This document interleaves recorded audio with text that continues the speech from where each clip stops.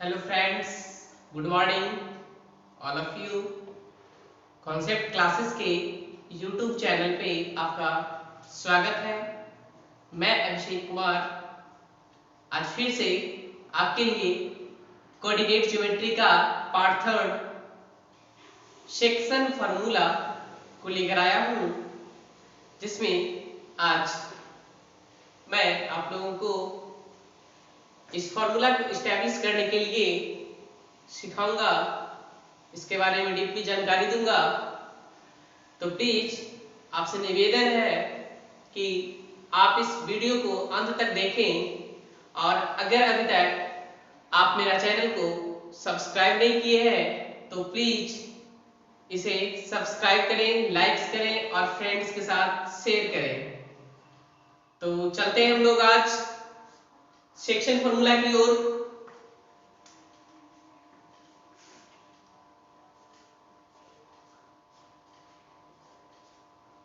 Section formula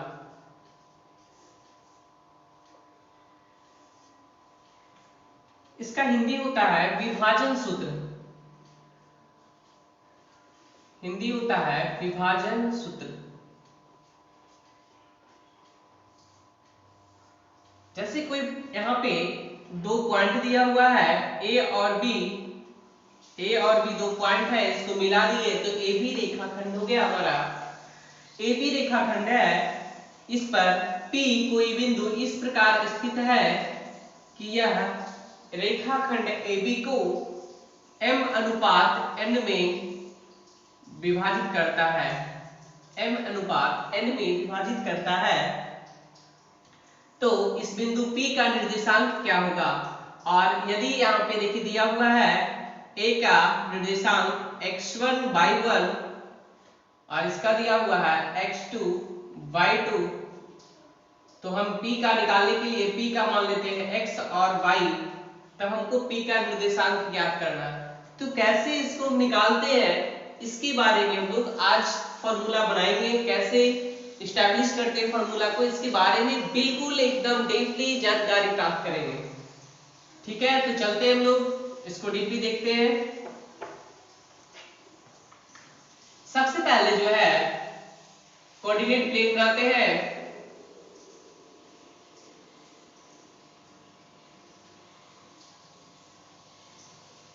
ये x axis है और ये y एक्सिस, तो ये y हो गया तो मेरा y डैश और ये x डैश, ये पॉइंट जो है O हो गया,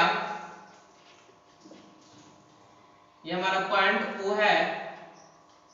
इसको थोड़ा और बड़ा कर देते हैं ताकि आप लोगों को अच्छे से पता चलेगा।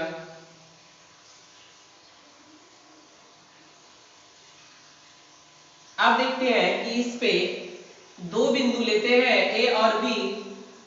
A बिंदु हम यहाँ पे ले लिए और B पॉइंट हम यहाँ पे ले लेते हैं। ठीक है, इसको हमने यहां से मिला दिया।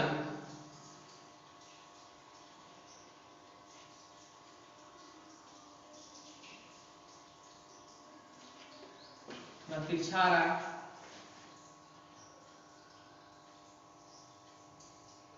इस लाइन को जो है हमने यहाँ पे मिला दिया सरल रेखा को,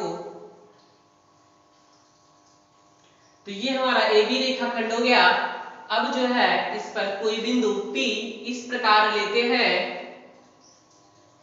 बिंदु P इस प्रकार लेते हैं कि इसका जो है रेखाखंड AB को जो है यह m अनुपात n में डिवाइड करता है, अर्थात यहां से यहां तक का पार्ट जो है m है और यहां से यहां तक का पार्ट क्या हमारा n है। क्लियर है?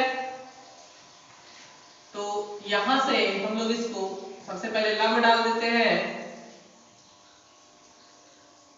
OX अक्ष पर बिंदु A से यहां पे इसका कुछ वैल्यू रख लेते हैं।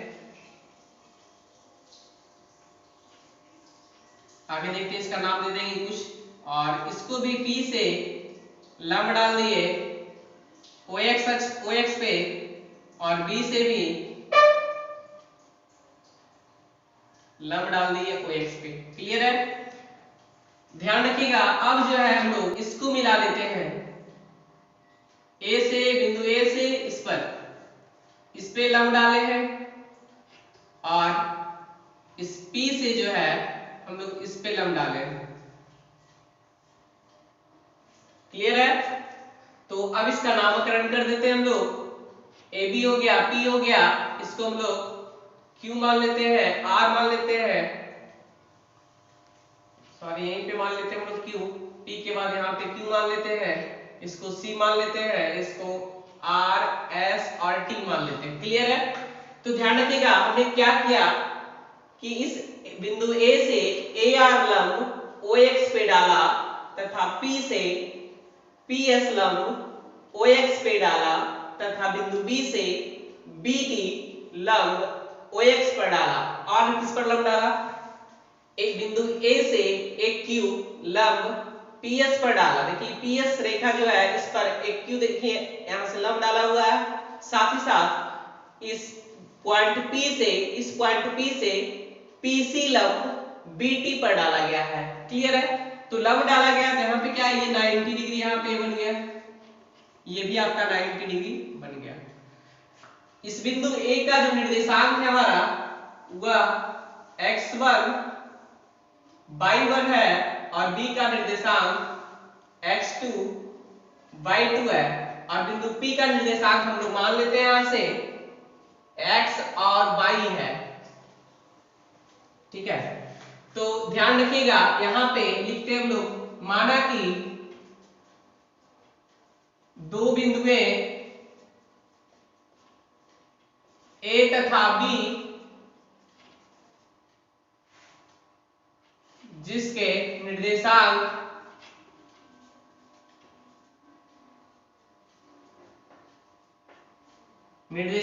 क्रमशः x1 y1 तथा x2 y2 है। ठीक है? अब रेखा AB पर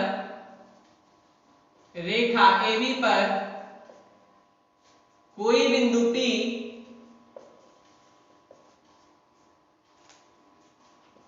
इस प्रकार है कि ध्यान रखिएगा, इसको देखिए m अनुपात n में बांट रहा है, मतलब कि AP बटा BP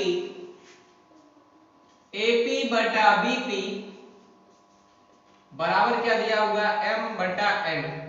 ठीक है? तो हमको निकालना है क्या, बिंदु P का निर्देशांक ज्ञात करना है। तो यहां लिखते हैं, हमें बिंदु P का निर्देशांक ज्ञात करना है। निर्देशांक ज्ञात करना है।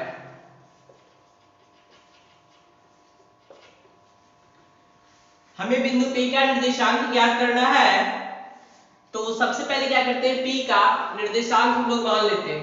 इधर लिखते हैं हम लोग, माना बिंदु P का निर्देशांक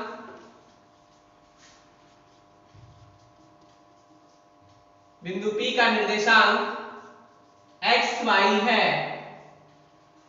माना बिंदु P का निर्देशांक x y है, तो अब देखते हैं जो कंस्ट्रक्शन किए हैं उसको हम लोग लिख लेते हैं।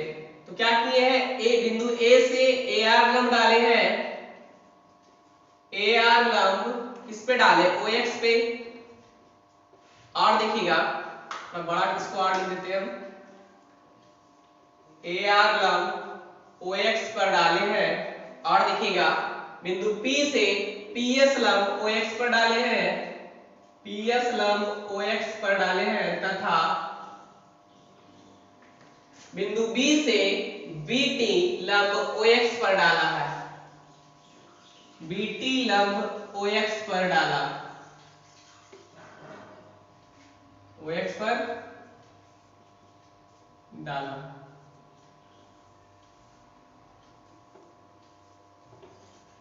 क्लियर है? अब देखिएगा कि इसके साथ साथ और भी पॉइंट है, बिंदु A से एक Q लंब PS पर डाला, एक Q लंब PS तथा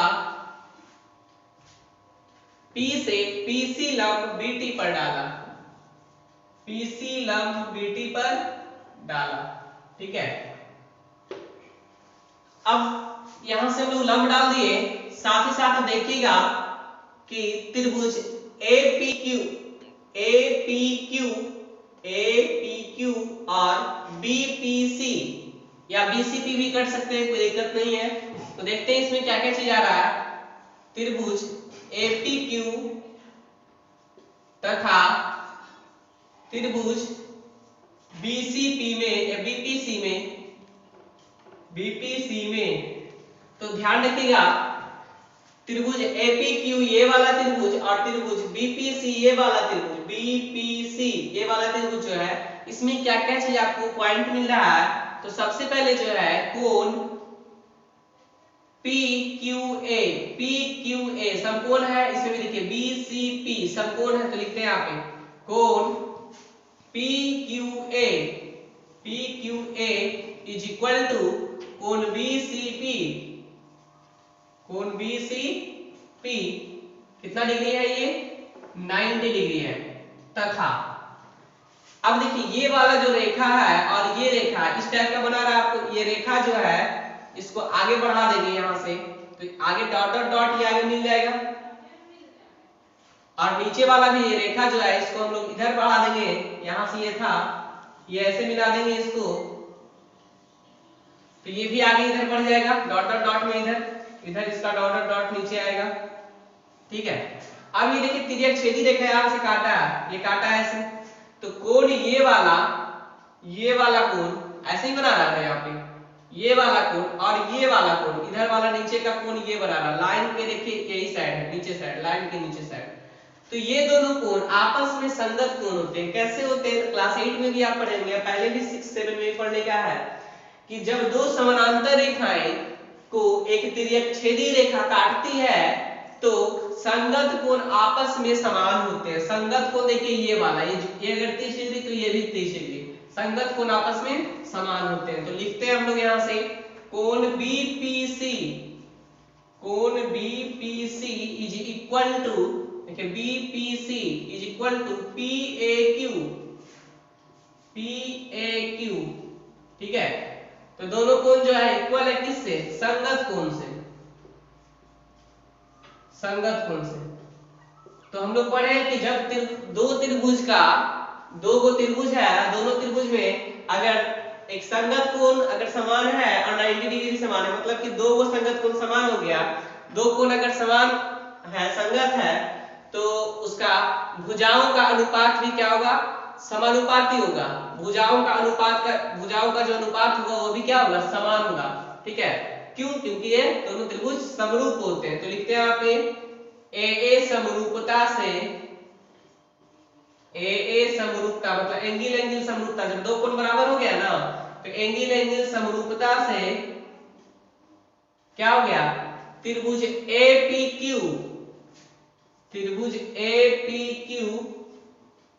समरूप त्रिभुज BPC।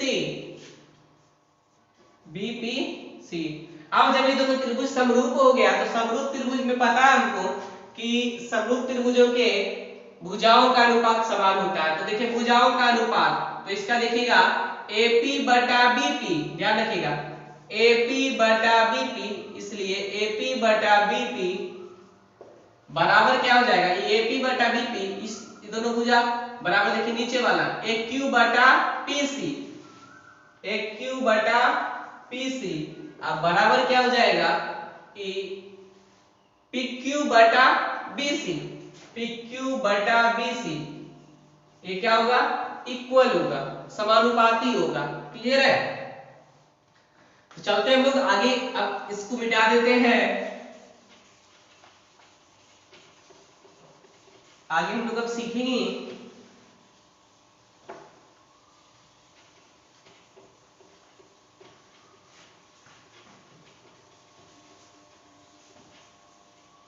यहां तक आप लोगों को अच्छे से समझ में आ गया होगा। अब देखिए जब ये दोनों अनुपात जो है, भुजाओं का अनुपात जब है समानुपाती आ रहा है, समान आ रहा है, तो अब हम लोग को यहाँ से प्राप्त होगा क्या कि इसका कोऑर्डिनेट जो दिया हुआ है उसको हम लोग पुट करते हैं, इसमें इसका मान रखते हैं एपी का। तो ध्यान रखिएगा यहाँ से यहाँ तक का पॉइंट जो हमारा x1 है, यहाँ से यहाँ तक हमारा x है और यहाँ से यहाँ तक हमारा x2 है। क्लियर है? ये x1 पॉइंट, यहाँ पे x पॉइंट, यहाँ पे x2 है, मतलब यहाँ से यहाँ तक की दूरी x1, यहाँ से यहाँ तक का हमारा x और यहाँ से यहाँ तक का x2। तो देखिए AP BP, तो AP तो हमको मालूम है m, अभी भी मालूम है n। अब हमको निकालना है एक QPC, तो एक Q देखिए ये वाला, अब PC देखिए ये वाला, तो ये वाला मतलब ये निकालना है।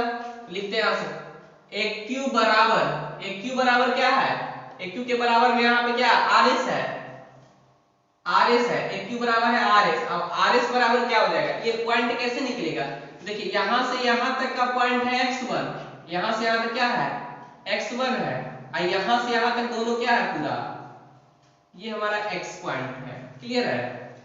तो ये पूरा में से अगर हम इसको घटा देंगे तो बीच वाला निकल जाएगा ना, यहाँ से यहाँ तक का ये निकल जाएगा पॉइंट। पूरा में से इतना अगर घटा देते हैं आधा इधर वाला तो ये निकल जाएगा, यानी पूरा x में से x1 को घटाना पड़ेगा। तो क्या करेंगे, ये पूरा OS हमारा है, अब माइनस करना पड़ेगा OR,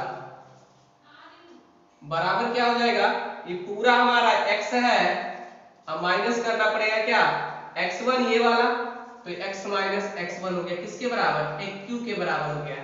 क्लियर है?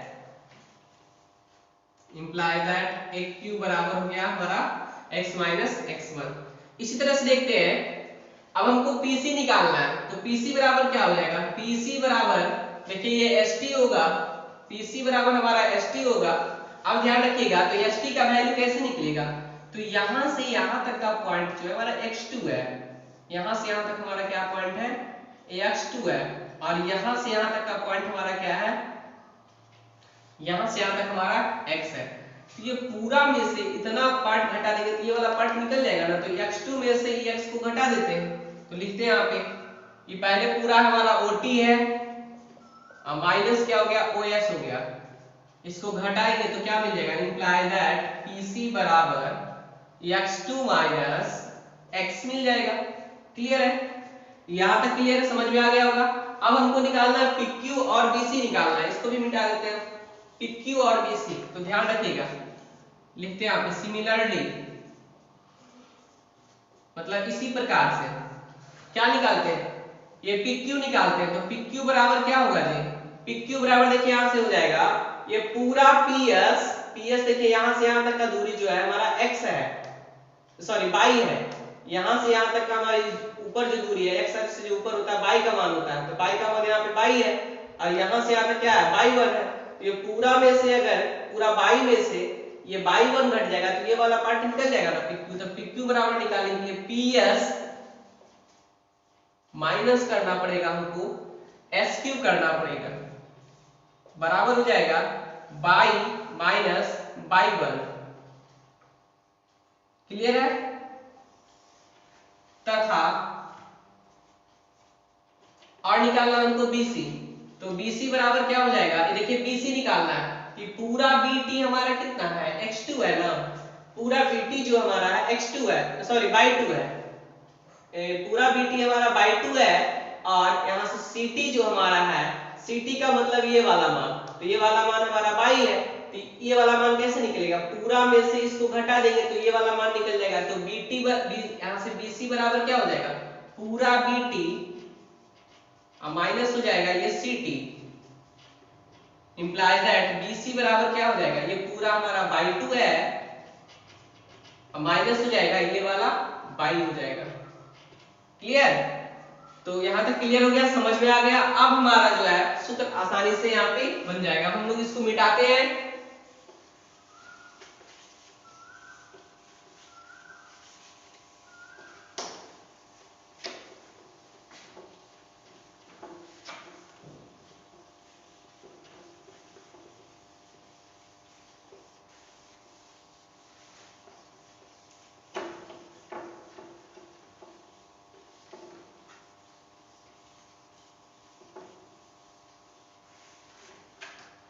चलिए फ्रेंड्स आगे देखते हैं हम लोग। यहाँ तक आप लोग को अच्छे से समझ में आया होगा।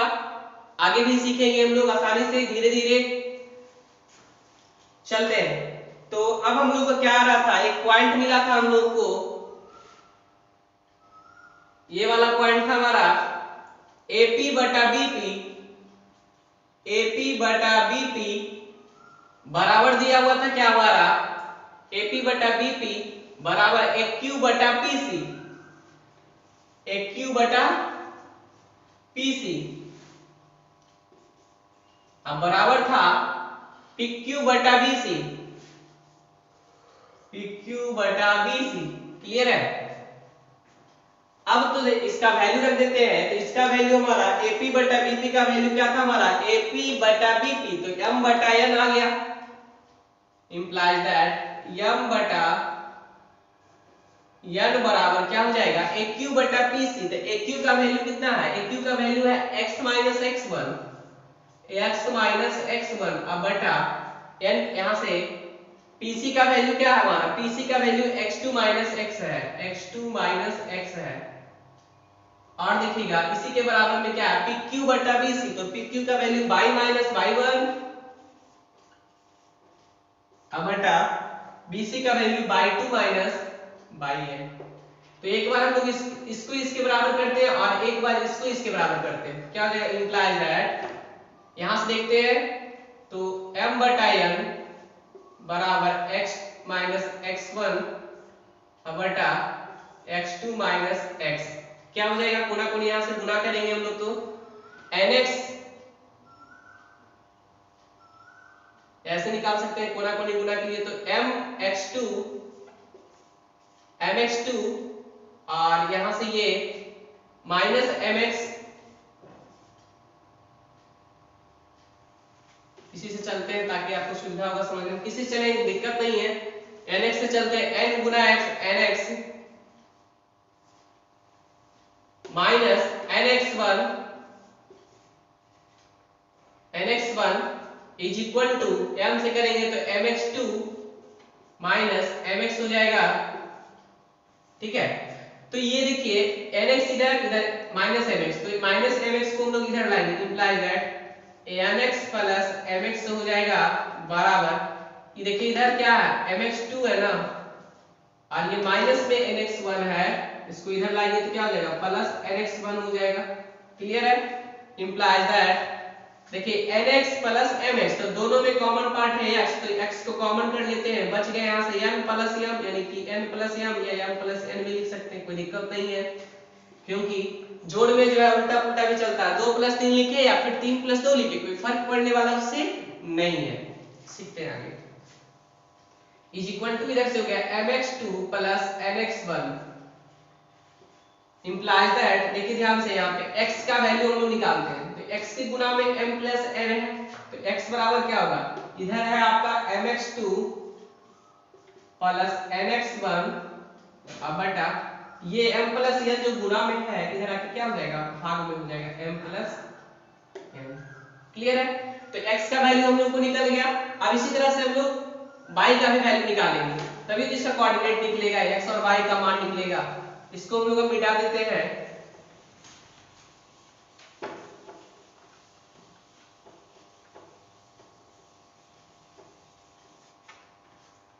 देखते हैं,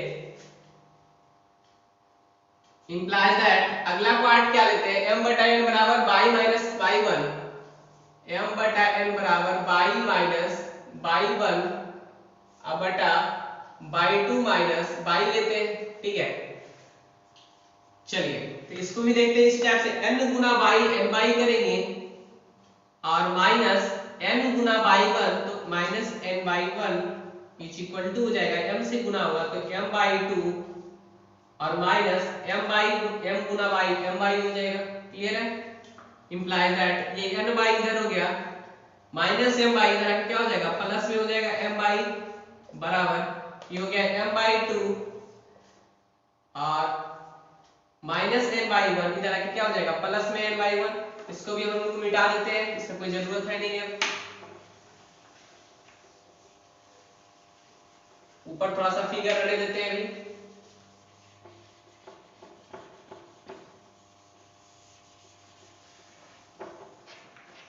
ये हमारा हो गया n/1 हो गया, इंप्लाइज दैट देखिए दोनों पार्ट में कॉमन क्या है, बाई है, तो बाई को कॉमन कर लेंगे, यहाँ n बचेगा प्लस m बचेगा, अर्थात इसको हम लोग लिख सकते हैं m plus n is equal to हो गया m/2 प्लस n/1। क्लियर है? इंप्लाइज दैट देखिए by into m plus n is equal to है m/2 प्लस n/1, तो बाई इक्वल टू क्या होगा, बाई इक्वल टू हो जाएगा m प्लस n गुना में इधर आके क्या हो जाएगा, भाग में, अर्थात m/2 प्लस n/1 अब बटा क्या हो जाएगा m प्लस n। यही हमारा कोऑर्डिनेट निकल गया। ठीक है, इसको मिटा देते हैं ऊपर वाला पार्ट,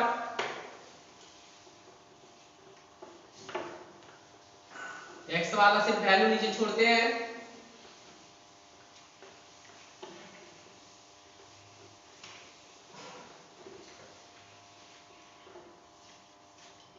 लिखते हैं यहाँ पे, इसलिए बिंदु P का निर्देशांक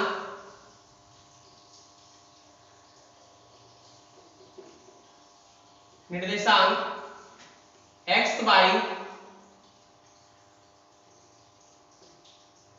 बाई बराबर क्या हो जाएगा, क्या वैल्यू निकला था हमारा, x का वैल्यू निकला यहां से mx2 प्लस nx1 बटा m प्लस n, और y वाला वैल्यू क्या निकला m/2 प्लस n/1 बटा m प्लस n। यही हमारा बिंदु P का निर्देशांक है, और इसी को हम लोग क्या कहते हैं, सेक्शन फार्मूला कहते हैं। क्या कहते हैं इसको हम लोग, सेक्शन फार्मूला, यानी कि विभाजन सूत्र।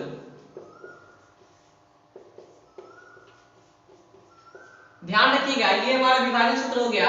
ये पॉइंट जो है रेखा AB पर, P जो है पॉइंट जो है रेखा AB पर AB के अंतर्भाग में स्थित है, बहिर्भाग में नहीं है, इसलिए ये क्या करता है, रेखा AB को बिंदु P जो है अंतर विभाजित करता है। तो अंतर विभाजन का ये सूत्र हो गया हमारा mx2 प्लस nx1 और बटा में m प्लस n, और फिर m/2 प्लस n/1 बटा में हो गया m प्लस n।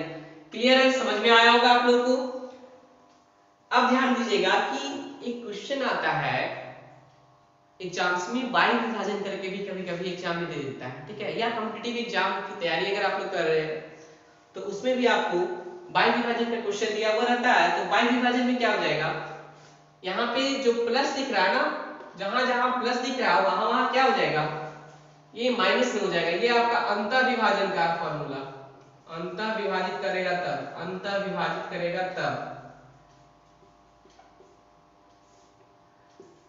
तब ये फॉर्मूला लागू होगा। ठीक है, लेकिन अगर बाई विभाजन करता है तो देखिए क्या होता है, थोड़ा सा हम एक पॉइंट देख लेते हैं ताकि अच्छे से आप लोग को इसका कॉन्सेप्ट क्लियर हो जाएगा।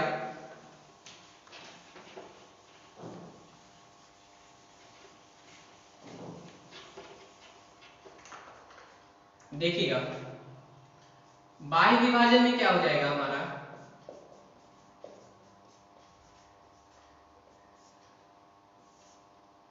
x y बराबर क्या हो जाएगा mx2 माइनस nx1 बटा m माइनस n और m/2 माइनस n/1 बटा m माइनस n। सेम यही चीज है, सिर्फ जहां जहां इसमें प्लस है वहां वहां इसमें क्या हो जाएगा, माइनस हो जाएगा, क्योंकि यहाँ अंतर विभाजित कर रहा है तो प्लस प्लस है, इसमें बाई विभाजित करेगा तो क्या हो जाएगा, माइनस में हो जाएगा। आई होप आपको अच्छे से समझ में आया होगा। तो आगे की ओर हम बढ़ते हैं। इसमें देखिए टोटल आप क्वेश्चन बना सकते हैं, किसी भी टाइप का क्वेश्चन आएगा तो आसानी से आप इसको बना सकते हैं।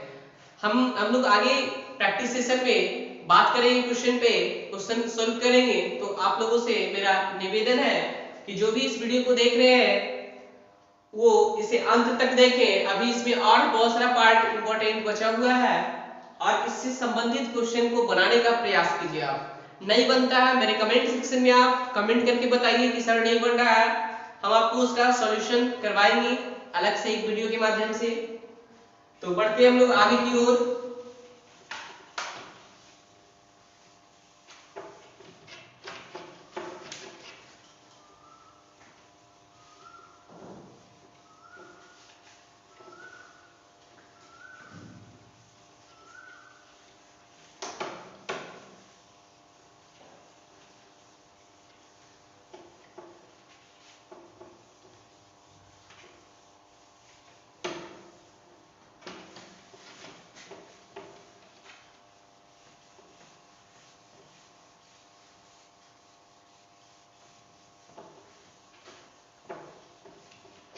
अब देखते हैं हम लोग मध्य बिंदु का निर्देशांक ज्ञात करते हैं। कैसे ज्ञात करते हैं मध्य बिंदु का निर्देशांक, ध्यान दीजिएगा।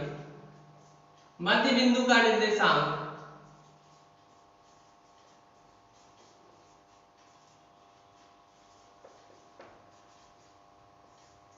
मध्य बिंदु का निर्देशांक कोऑर्डिनेट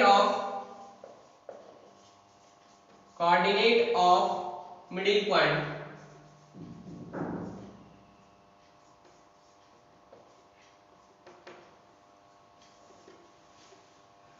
कैसे निकालते हैं तो देखिएगा, यहाँ पे एक पॉइंट लेते हैं ए और बी, दो पॉइंट हो गया, और इस पे कोई पॉइंट बी लेते हैं।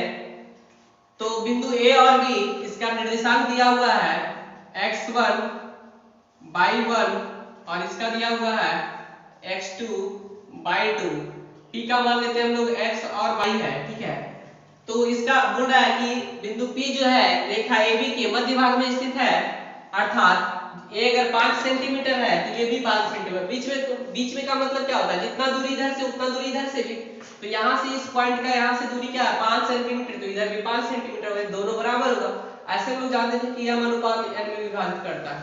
तो m अनुपात n में विभाजित करता है, जहाँ क्या है m अनुपात m बराबर क्या है n है। क्लियर, यानी n की जगह पे हम लोग m को लिख सकते हैं, 5 है तो भी 5 होगा। तो हम लोग इसका निर्देशांक निकालते हैं, तो यही सेक्शन फार्मूला से हम लोग याद करेंगे। तो देखिएगा बिंदु P का निर्देशांक क्या होगा, जब इसको m अनुपात n में विभाजित करता है, जहां m और n बराबर है, तो बिंदु P का हम लोग निर्देशांक निकालते हैं। बिंदु P का निर्देशांक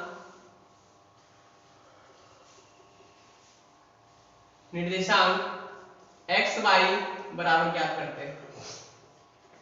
ध्यान रखिएगा mx2 फॉर्मूला क्या था हमारा, mx2 प्लस nx1 बटा m प्लस n और m/2 प्लस n/1 बटा m प्लस n। अब देखिए यहाँ पे हम लोग पुट कर देते हैं वैल्यू, क्या हो जाएगा, बराबर हो जाएगा m x2 प्लस n के जगह पे हम लोग m रख देते हैं, क्योंकि m और n बराबर है। m के जगह पे भी हम लोग n रख सकते हैं और n के जगह पे भी हम लोग m रख सकते हैं, ठीक है। m के बराबर n, n के बराबर m, कुछ भी रख सकते हैं। तो n के जगह पे हम लोग m ही रख देते हैं, mx1 हो जाएगा बटा m प्लस n के जगह पे भी m रख दिए। इधर क्या हो गया m/2 प्लस m/1 बटा m प्लस m। ध्यान दीजिएगा क्या हो जाएगा mx2 प्लस mx1, तो m यहाँ दोनों जगह कॉमन है, m को कॉमन कर लेंगे, क्या बचेगा x2 प्लस x1, या इसी को हम लोग लिख सकते हैं x1 प्लस x2।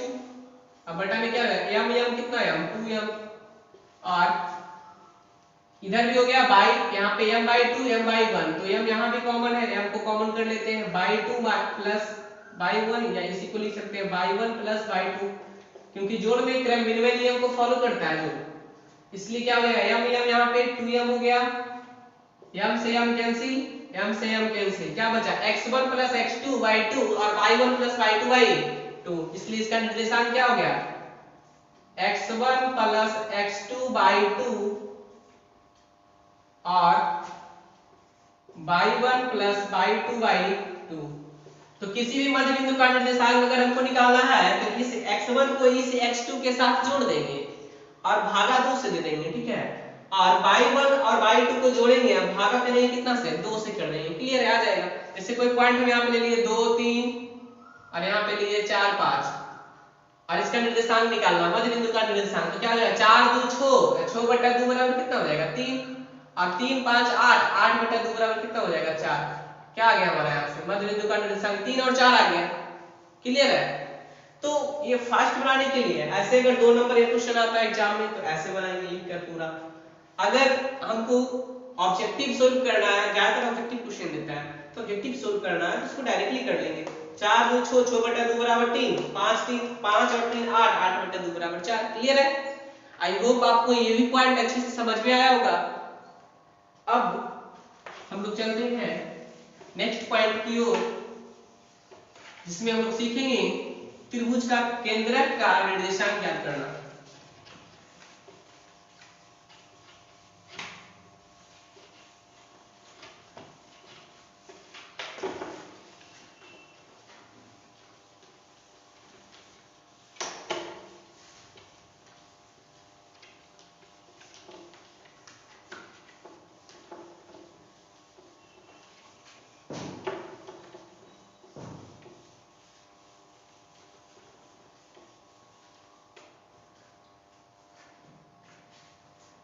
अगला पॉइंट हम लोग लेते हैं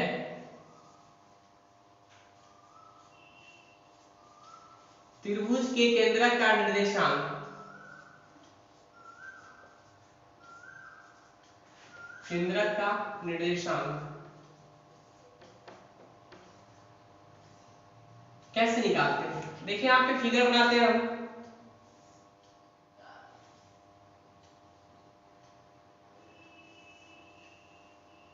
ए बी सी, ये हमारा हो गया x1 y1, ये हमारा हो गया x2 y2, ये हमारा हो गया x3 y3। ठीक है, यहाँ पे ए से AD माध्यिका यहाँ पे ले लेते हैं। ठीक है, इसका निर्देशांक जो है हमारा नीचे लिख लेते हैं। ये देखिए, अब बाद में इसको लिखेंगे, निकालेंगे हम लोग कैसे ज्ञात करते हैं। तो सबसे पहले देखेंगे कि ये ABC एक त्रिभुज है जिसका निर्देशांक क्रमशः x1 y1, x2 y2, x3 y3। इसका हमको केंद्रक का निर्देशांक ज्ञात करना है।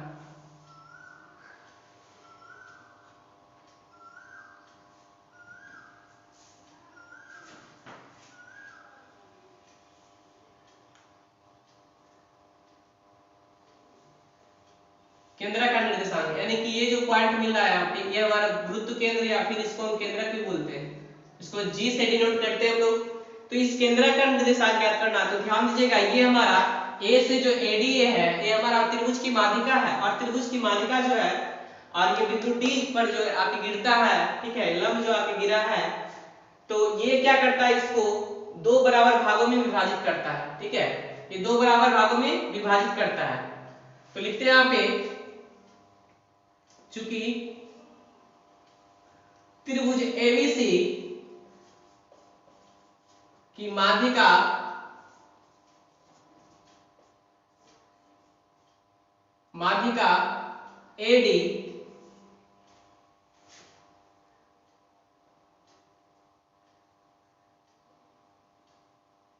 AD जो है बिंदु B पर, बिंदु D पर इस प्रकार स्थित है, इस प्रकार स्थित है कि BD बराबर CD,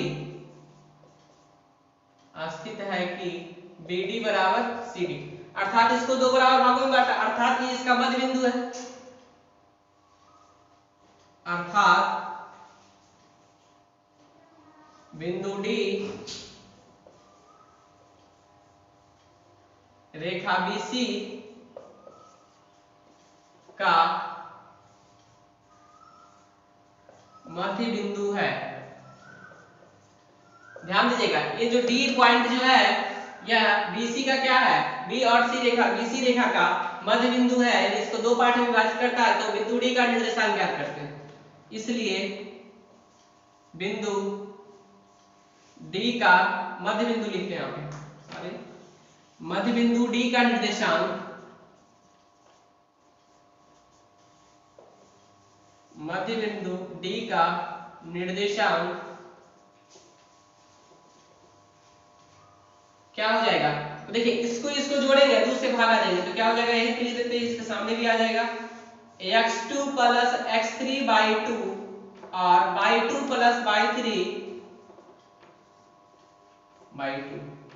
क्लियर है, ये समझ में आया होगा आपको अच्छे से कि इस बिंदु D का निर्देशांक कैसे निकालेंगे। अभी बताए थे हम आपको कि मध्य बिंदु का नियामक कैसे ज्ञात करते हैं, तो x1 प्लस x2 करते थे, यहाँ पे x2 और x3 है, दोनों को आपस में जोड़ेंगे, x वाले को x के साथ और दूसरे भाग देंगे, फिर y2 और y3 को जोड़ेंगे, दो से भाग देंगे। अब एक पॉइंट और याद रखिएगा, आप लोग पहले पढ़े होंगे आप लोग त्रिभुज चैप्टर में, तो यहाँ पे क्या है कि बिंदु G माध्यिका यानी केंद्रक जो है माध्यिका को जो है 2:1 के अनुपात में विभाजित करता है। तो बिंदु G जो है माध्यिका AD को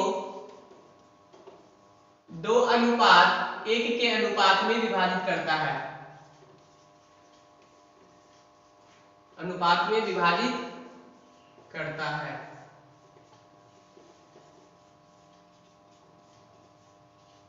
क्लियर है, तो अब हमको बिंदु जी का निर्देशांक ज्ञात करना है।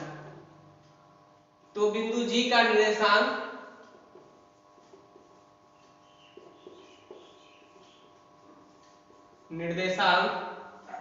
एक्स वाई मान लेते हैं। तो एक्स वाई बराबर क्या होगा, तो ध्यान दीजिएगा ये हमारा अनुपात क्या हो गया, ये एजी और जीडी दोनों का अनुपात क्या है, 2 हो गया, ये 1 हो गया। क्लियर है। तो यहां से फिर फार्मूला लगे, देखिए सेक्शन फार्मूला लगेगा।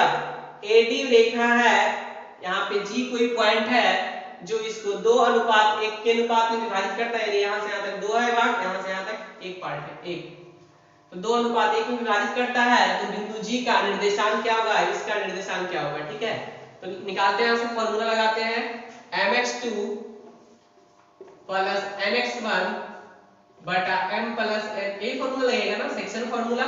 और y का वैल्यू क्या हो जाएगा m/2 प्लस n/1 बटा n plus n।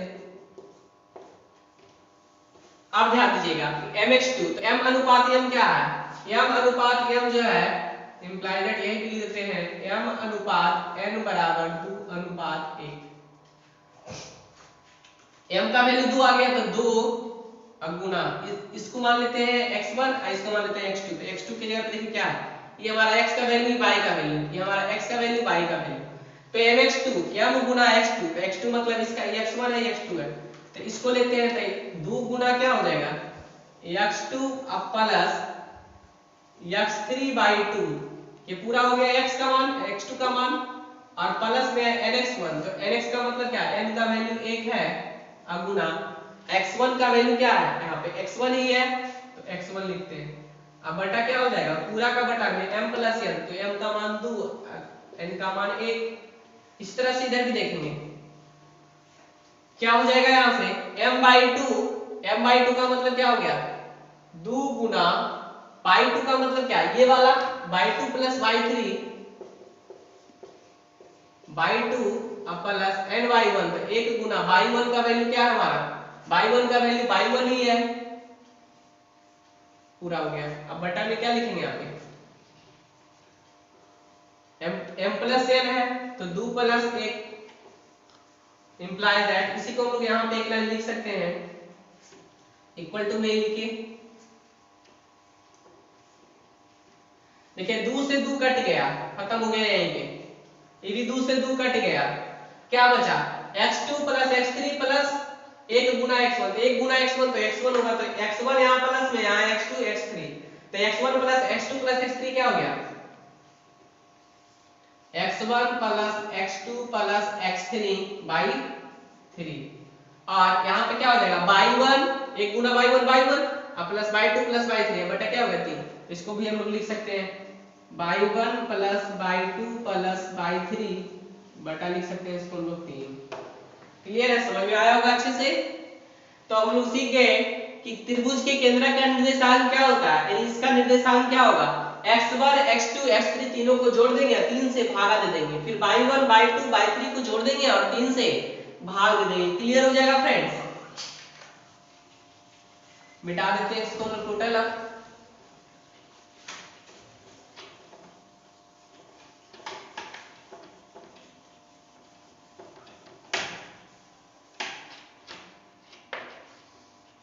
Total formula हम लोग स्टैब्लिश किए हैं। आज का वीडियो जो है बहुत ही खास है।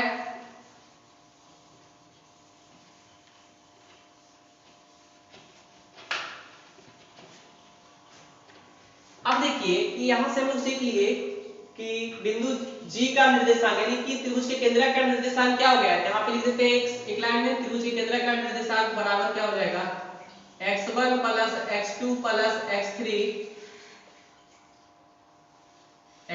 अब बटा 3 और y1 plus y2 plus y3 बटा 3। ध्यान रखिएगा अगर यहाँ पे हमको पॉइंट दें, जैसे कि हम यहाँ पे देते हैं 1 और 3 -2 4 और ये दे दिए 3 5, तो इसका हम लोग का क्या होगा निर्देशांक। ठीक है, तो करना कुछ नहीं है, बिंदु जी का निर्देशांक निकालना है, तो कैसे निकालेंगे बिंदु जी का निर्देशांक कैसे निकालेंगे, ध्यान रखिएगा। निर्देशांक x y बराबर क्या हो जाएगा, तो x1 x2 x3 को जोड़ेंगे तो एक x1 की जगह पे क्या है 1 और x2 की जगह पे क्या है -2 तो -2 हो जाएगा और x3 की जगह पे 3 है, जोड़ देंगे इसको 3 से भागा देंगे। फिर देखिएगा आगे y1 y2 y3 तो इसको जोड़ेंगे 3 4 3 7 7 5 12 तो 3 + 4 + 5 अब बटा क्या हो गया 3 हो गया। तो क्या हो जाएगा एक में ये यहाँ पे देखिए 3 और 1 4 और 4 में से 2 घट गया कितना 2/3। अगर हम इसको भी ले लेते प्लस में, सपोज दैट अगर हम इसको प्लस में ले लेते तो क्या हो जाता है यहाँ पे देखिए आसानी से कट जाएगा, समझाने के लिए सिर्फ यहाँ पे प्लस में ले लेते हैं, ऐसी कोई दिक्कत है नहीं। 2/3 आएगा, इसका आ जाएगा आपको 4 आ जाएगा। अगर इसको हम जोड़ देते हैं तो 1 2 3 3 3 6 6/3 बराबर कितना 2 आ गया और 4 3 7 7 5 12 12/3 बराबर कितना हो गया 2 4। इसका निर्देशांक क्या आ गया 2 4 आ गया। समझ में आया होगा आप लोगों को अच्छे से। तो आज हम लोग बहुत सारा पॉइंट को सीखे हैं। सबसे फर्स्ट पॉइंट जो है हमारा सेक्शन फार्मूला था, सेक्शन फार्मूला सीखे, उसके बाद फिर मध्य बिंदु का निर्देशांक सीखे हम लोग और लास्ट पॉइंट जो है त्रिभुज के केंद्रक का निर्देशांक निकालने के लिए सीखे। आई होप आपको अच्छे से समझ में आया होगा। अगले पार्ट में जो है हम आपको त्रिभुज का क्षेत्रफल निकालने के लिए कोऑर्डिनेट में बताएंगे। तो आज के लिए बस इतना ही। Thank you so much.